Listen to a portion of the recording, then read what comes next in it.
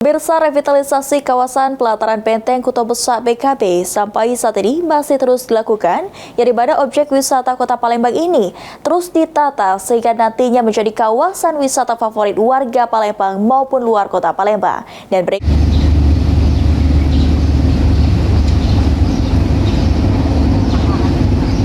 Halo pemirsa PAL TV dimanapun Anda berada, saya Wulan Rahma bersama juru kamera Suryadi melaporkan secara langsung di kawasan Benteng Kuto Besak atau BKB, tepatnya di Kota Palembang, Provinsi Sumatera Selatan.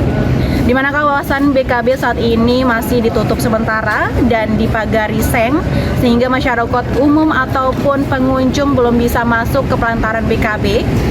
Karena sedang menjalani proses revitalisasi besar-besaran khususnya di area pelantaran dan juga plaza utama.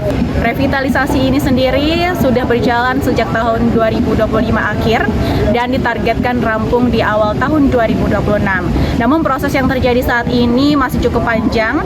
Seperti yang terpantau di lokasi, kondisi pelantaran BKB saat ini masih berada pada tahap pembongkaran serta penataan dasar kawasan, pemasangan pagar pembatas sungai, trotoar yang masih dalam pembongkaran, dan juga pendukung lainnya yang masih dalam proses pembongkaran dan ke tahap perbaikan.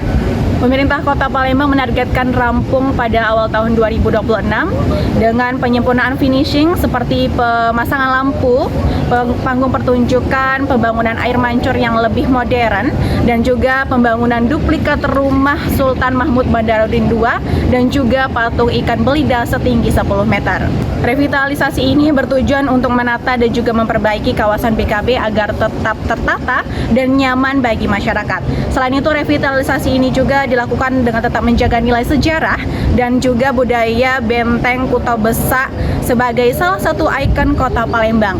Diharapkan penataan ini dapat meningkatkan daya tarik wisata serta fungsi BKB sendiri sebagai ruang publik dan pusat kegiatan sosial, budaya, dan juga edukasi. Revitalisasi BKB ini juga direncanakan untuk meningkatkan daya tarik, kenyamanan, dan juga citra Kota Palembang sebagai destinasi unggulan.